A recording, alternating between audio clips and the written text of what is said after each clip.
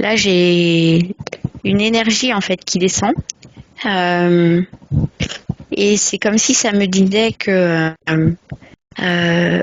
l'énergie mariale, mais l'énergie, hein, c'est vraiment un champ de fréquence, en fait, est infusée dans tous les projets nouveaux, dans tous les êtres qui ont été envoyés sur cette terre avec cette vision de pouvoir réimplanter des nouvelles fréquences, des nouvelles énergies et des concepts novateurs. Et que toutes les Maries, de par leur prénom, portent en elles cette fréquence. Et c'est vraiment l'invitation à être le canal de cette fréquence et juste en fait de permettre à ce que ça rayonne, ça émane, mais au-delà de ça, que ça puisse manifester en fait les nouveaux projets autour du lien d'amour.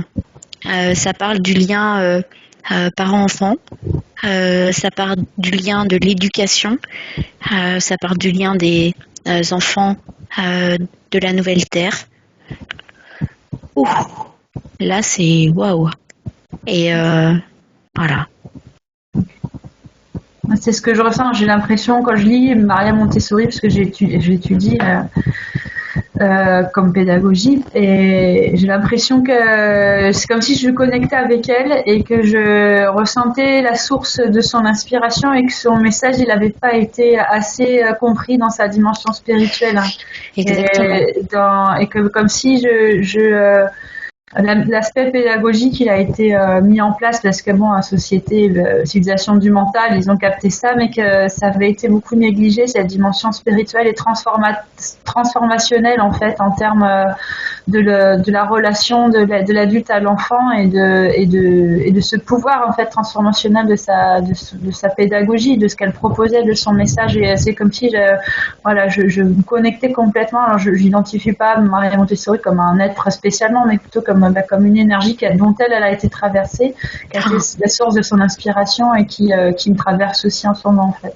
Ah là là, puis alors là moi aussi je suis traversée, hein. Et c'est vraiment ça en fait, c'est que en fait c'est que là encore le message, c'est l'essentiel, c'est l'amour de la conscience. Et c'est comme si alors l'image que ça montre, c'est que c'est comment dire, ces préceptes en fait sont initiés du fait de voir l'être au-delà de l'humain. Mm-hmm. Et à partir du moment où c'est comme dans Avatar en fait, c'est ça, c'est l'image que j'ai vue aussi, je te vois. Ouais, c'est ça. Et là t'es connecté vraiment en fait à la flamme en fait de l'amour, à cette lumière intérieure de chaque être et à son potentiel. Et quand t'es connecté à ça, là tu crois en l'autre et forcément mais tu peux connecter à l'autre et croire en l'autre pour qu'il se sente soutenu à partir du moment où évidemment tu as déjà fait ton propre chemin avec toi-même. Et c'est pas par hasard si aujourd'hui du coup c'est ce que tu es en train de faire pour toi et qu'à là à partir de là toi tu ressens en fait cette gratitude d'être connecté à qui tu es au fond, tu te vois profondément dans ça. Et là en fait maintenant clac, tu connectes à travers le regard d'un enfant et tu sais qui il est au fond. Et on peut te raconter des blablas en disant ouais c'est un hyperactif, nanana, il fait pas d'efforts, c'est un truc machin, un truc. Toi tu sens, tu vois. Et c'est ça le message de ces enseignements au travers de tous les principes d'éducation.